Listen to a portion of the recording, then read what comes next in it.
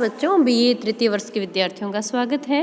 तमाल के झरोके से विद्यानिवास मिश्र का जो बहुत सुंदर ललित निबंध है, उसमें उन्होंने जो बहुत ही जनोपयोगी विचार व्यक्त किए हैं बच्चों, आज हम उस पर करने जा रहे हैं। अपन उसका एक वीडियो बना चुके हैं जिसमें पूरे निबंध का सार जो है, मूल भाव जो है वो अपन बता चुके हैं। और आज हम करने जा रहे हैं कि तमाल के झरोके से निबंध में लेखक ने क्या संदेश दिया है, उनके कौन से विचार जो उपयोगी हैं, जो समाज के लिए, मनुष्य के लिए, अपनी आत्मा के लिए, ऐसे कौन से विचार उसमें अभिव्यक्त हुए हैं। तो इस निबंध को यदि हम देखें तो इसकी शुरुआत प्रकृति चित्रण तमाल के वृक्ष से की है, लेकिन उन्हें बताया है कि तमाल का वृक्ष जो है ये राधा कृष्ण की लीलाओं का साक्षी रहा है, प्रत्यक्ष रूप से तमाल वहाँ पर पाया जाता है। तो उन्होंने इसमें मुख्य रूप से जो संदेश दिया है वो दिया है एक तो प्रेम का संदेश, एक हर स्थिति में जीवन में सरस रहने का संदेश दिया है, और एक यदि मैं मोटे तौर पर इनके संदेशों का वर्णन करूं तो एक संदेश दिया है कि स्वयं के लिए नहीं, दूसरों के लिए जीना चाहिए, परहितकारी जो दृष्टिकोण है वो हमेशा रखना चाहिए। और जीवन में कितने ही परेशानियां, कितने ही परिजनों की मृत्यु, कुछ भी हो जाए, लेकिन भीतर का जो अनंत रस है वो नहीं सूखना चाहिए, और व्यक्ति को जीवित रहने की जो दुर्दम्य आकांक्षा है, तमाल के वृक्ष की तरह जीते रहना चाहिए। उसका उदाहरण दिया है कि निधिवन जो है वृंदावन के अंदर बच्चों, एक निधिवन है जहाँ कृष्ण और राधा मिलते थे।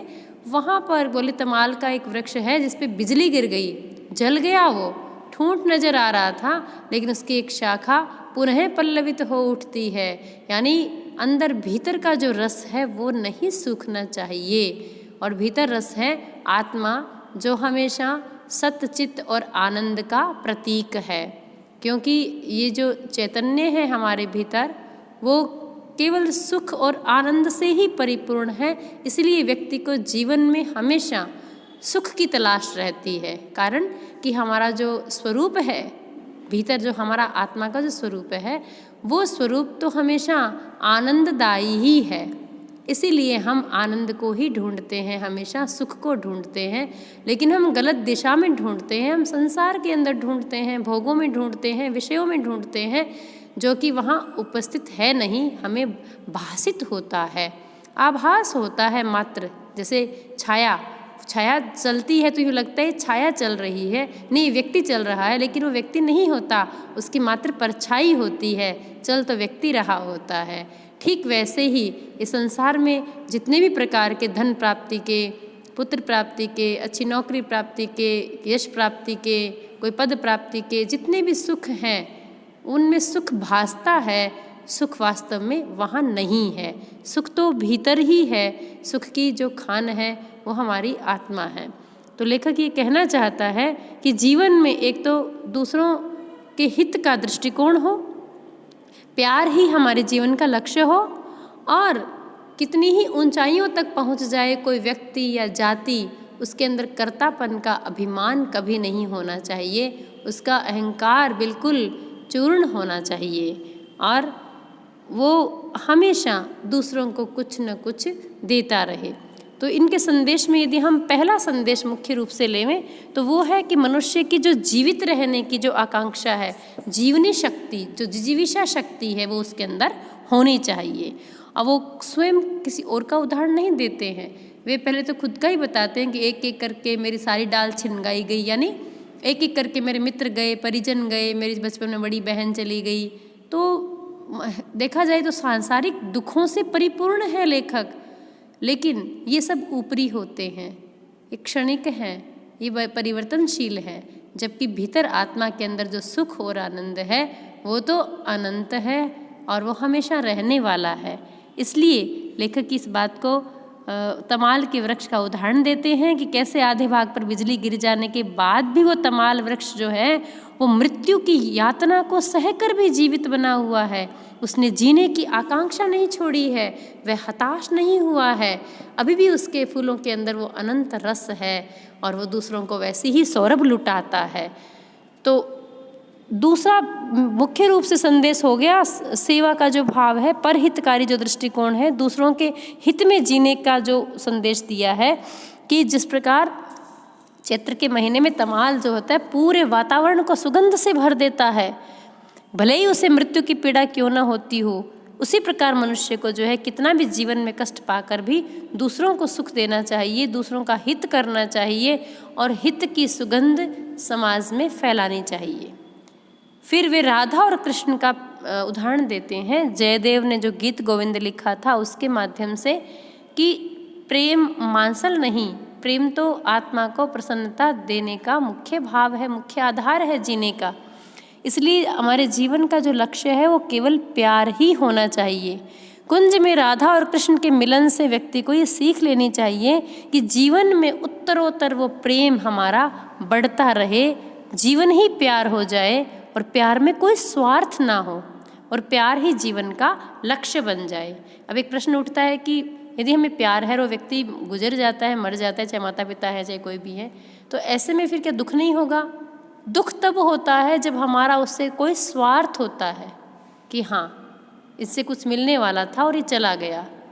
अन्यथा हमें इस बात को जान लेते हैं कि संसार तो नश्वर है, जाने वाला है, यहाँ मरने वाले लोग ही रहते हैं और जो जन्मा है वो मरेगा। इस सत्य को जानने के पश्चात निश्चित रूप से हम इस बात को समझ सकते हैं कि हमारा स्वरूप दुख स्वरूप नहीं है और हमें दुख अच्छा भी नहीं लगता है, दुख सुहाता भी नहीं है, कारण कि हमारा स्वरूप नहीं है दुखी होना।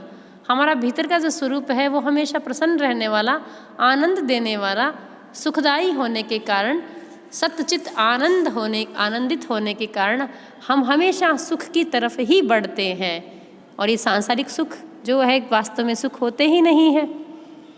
इसलिए उत्तरोत्तर जीवन में प्यार में लुटने का भाव रहना चाहिए, किसी को लूटने का नहीं, स्वयं लुट जाए और अगले को पता भी ना चले। एक उन्होंने जो बताया कि अपन व्यक्ति को कितनी ही ऊंचाइयों पे पहुंचने के बाद भी जातीय जो उसका अभिमान होता है, जो कर्तापन का अभिमान होता है, मैं कर रहा हूँ, मैंने किया है, मैं ही करने वाला हूँ, ये अभिमान उसके अंदर नहीं होना चाहिए, इससे उसे को दूर रहना चाहिए। फिर उन्होंने कृष्ण के यादव वंश की जाति का अभिमान किस प्रकार नष्ट हुआ, भगवान कृष्ण स्वयं ये चाहते थे, उन्होंने ही ये लीला की थी।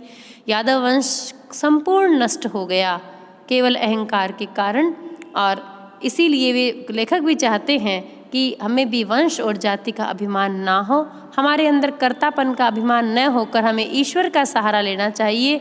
जैसे राधा ने अपने आप को कृष्ण को समर्पित कर रखा था, राधा कृष्णमय थी और कृष्ण राधामय थे।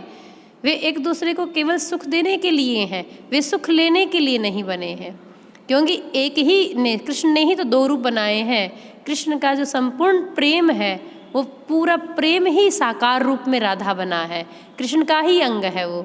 इसलिए दोनों ने इस संसार में प्रेम के बड़े उच्च जो मानदंड है वो स्थापित किए और इसका अंतिम संदेश है कि परहित में ही जीने की आकांक्षा इंसान में प्रबल होनी चाहिए, दूसरों के लिए ही जीवित रहने की इच्छा उसके अंदर रहनी चाहिए।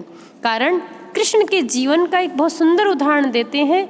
लेखक कहते हैं कि बचपन में महाभारत के कृष्ण बहुत प्रेरक लगते थे, उनकी निर्ममता बहुत मोहक लगती थी। निर्ममता इस रूप में कि ब्रज में वो रहे, वहाँ गायें चराई, ग्वाल बाल ग्वालिने गोपियाँ गोप इन सब के साथ प्रेम हो गया था और उसी प्रेम और अपनत्व के भाव के साथ किसी के घर में भी घुसकर माखन चोरी कर लेना, माखन चुरा कर खाना, उस गोपी को बहुत प्रसन्नता होती थी।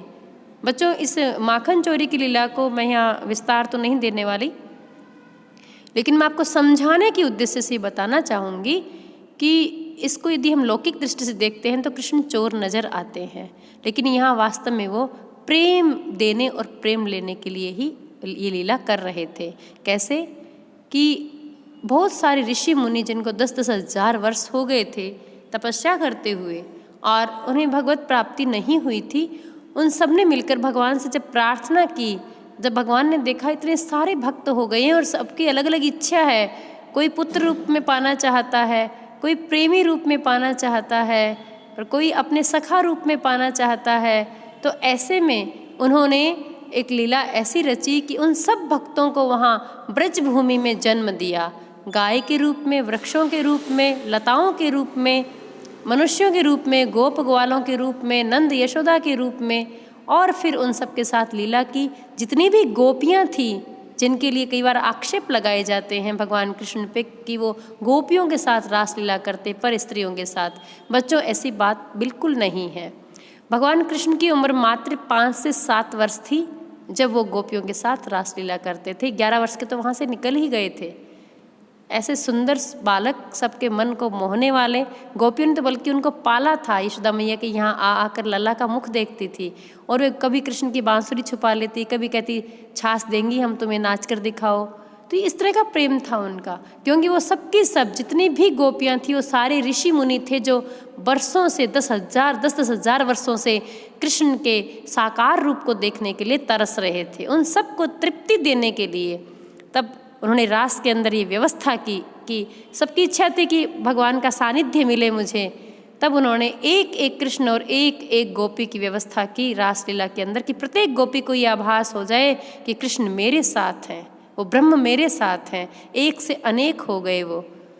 तो यहाँ लेखक ने ये बताया है कि निर्मम तो थे कृष्ण, लेकिन यहाँ उनका अकेलापन अधिक खींचता है। इतने बड़े परिवार में, इतने प्यार की भीड़ में भी वो निपट अकेले हैं। वे कहते हैं बहेलिया क्या तीर मारेगा, वो तो पहले से ही बिंधे हुए हैं।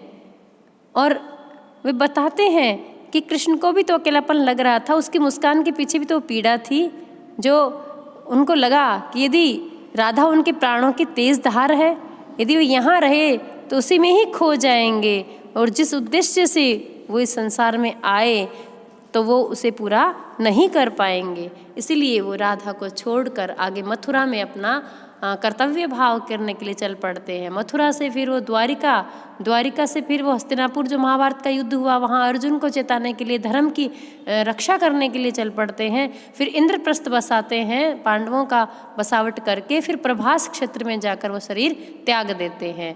तो लेखक ने यहाँ प्रत्यक्ष रूप से कृष्ण के जीवन से शिक्षा प्राप्त करने का भी इसमें संदेश दिया है। और वे कहते हैं कि तमाल के पत्ते झड़ जाने पर, सूख कर गिर जाने पर भी बसंत के आने पर उसमें हरियाली आ जाती है, और वह अपनी सुगंध क्या छाया से सभी को शीतलता प्रदान करने लगता है। उसी तरह हमारे मन में परहित में जीने की आकांक्षा प्रबल होनी चाहिए। तो बच्चों, हम देखते हैं कि इस निबंध में बहुत जीवन उपयोगी संदेश लेखक ने दिया है। अतः इस निबंध को आप एक बार जरूर पढ़ें, क्योंकि इसमें साहित्यिक शब्दों का, तत्सम शब्दावली का भी प्रयोग इसमें हुआ है। क्योंकि ये मिश्र जी की शैलीगत विशेषता है कि उनकी जो भाषा शैली है बहुत ही शुद्ध है, परिष्कृत भी है, परिमार्जित है, कुछ संस्कृत निष्ठ भी है, नए नए शब्द भी हैं, और कुछ ग्रामीण शब्दों का प्रयोग भी आपने उसमें किया है, कुछ मुहावरों का प्रयोग भी हुआ है, और भावात्मक, व्यंग्यात्मक, प्रतीकात्मक, आत्मपरक, वर्णनात्मक, उदाहरण और विवेचनात्मक शैली का आपने इसमें बहुत ही सफल प्रयोग किया है। आज इतना ही, धन्यवाद।